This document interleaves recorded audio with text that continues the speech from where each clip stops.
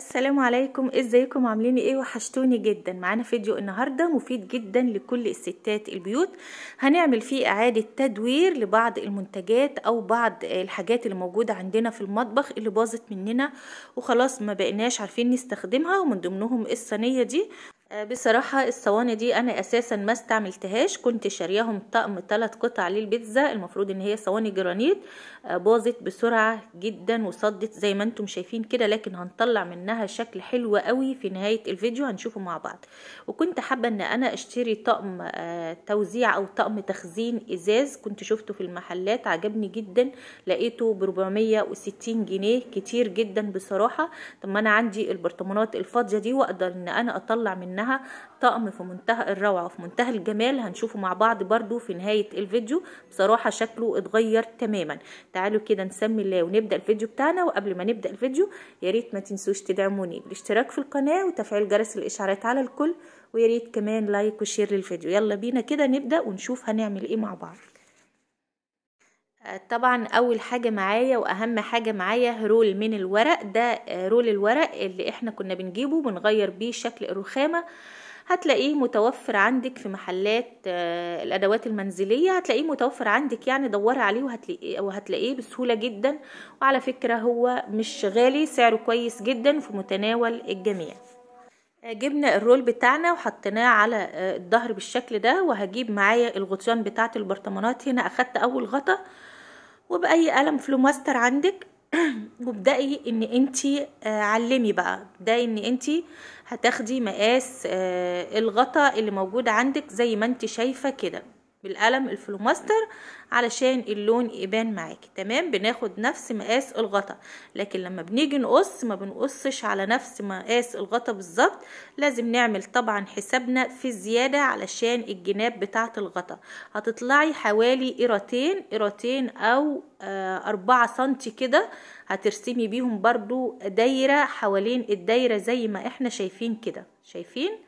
يعني اخدنا مقاس الغطا الاول ورسمنا دايرة تاني اكبر من المقاس اللي احنا خدناه. تمام، المفروض بقى دلوقتي ان احنا هنجيب المقص بتاعنا وهنبدأ ان احنا نفرغ علشان نشوف هنلزقه مع بعض ازاي. تمام، بالمقص بقى كده وابدأي قصي وفرغي.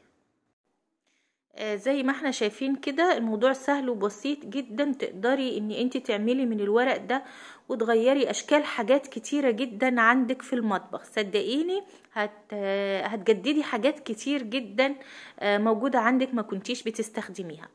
طبعا هنا ببدأ بقى اشيل الورقتين من بعض، وكان صعب عليا جدا ان انا اشيلهم. بصراحة انا قصة ضوافري فما كنتش عارفة افصل ورقتين من بعض ابدا، يعني اخدت وقت جامد، بس انا المفروض ان انا مسرعه لكم الفيديو. تمام، شايفين؟ بصوا في نص الورقه بالظبط، وابدأي بقى اقفلي عليها، لمي كده. شايفين؟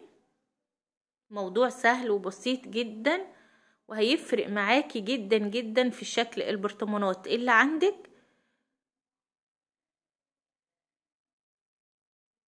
شايفين؟ وابدأي ان انتي تقفلي بقى من الجناب بالشكل ده كده.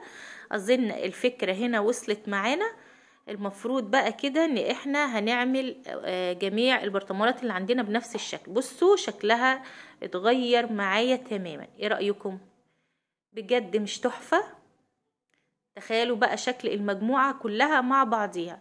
اقسم بالله شفت نفس البرطمانات، لكن الغطا كان لونه خشابي زي كده وب 450 او ب 460 جنيه مش فاكرة. ده هنا طبعا معانا هنا غطا مصدي برضو مش هيترمي، لا انا هعمله برضو بنفس الطريقة.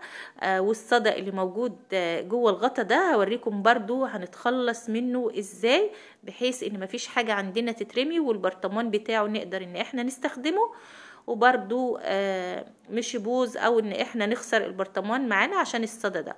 طبعا لميت هنا وهنا زودت شوية في كمية الورق علشان اقدر اغطي الجزء اللي مصدي عندي اللي احنا شفناه. المفروض بقى هجيب حتة ورقة صغيرة كده، صغيرة من البواقي اللي عندي، وهبدأ ان انا اغطي برضو بالشكل ده كده، بحيث ان انا اكسب الغطا اللي موجود معايا. شايفين؟ بصراحة شكلهم بقى تحفة جدا. حتى هنا كان عندي برطمان نسكافيه صغير كده عملته. شايفين ايه رأيكم بقى في المجموعة دي؟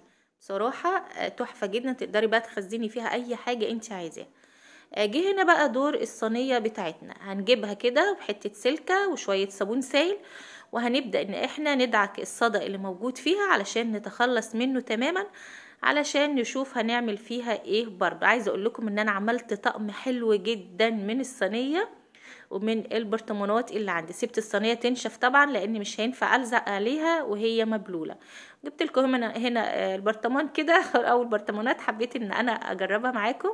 حطيت هنا باكت من اليانسون، وكان عندي شعريه طبعا تقدري تمليهم تخزني فيهم بقى اي حاجه عندك انتي حباها، عدس بقى، رز، فول، اي حاجه اي حاجه طبعا تقدري ان انتي تستخدميها.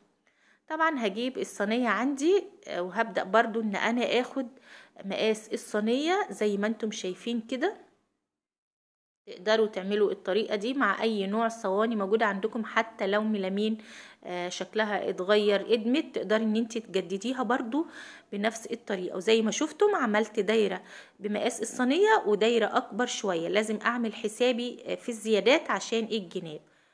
هبدأ ان انا افرغها برضو بالشكل اللي احنا عارفينه ده، بس دي عشان كبيرة شوية طلعت عيني بجد بتلزق في بعضيها.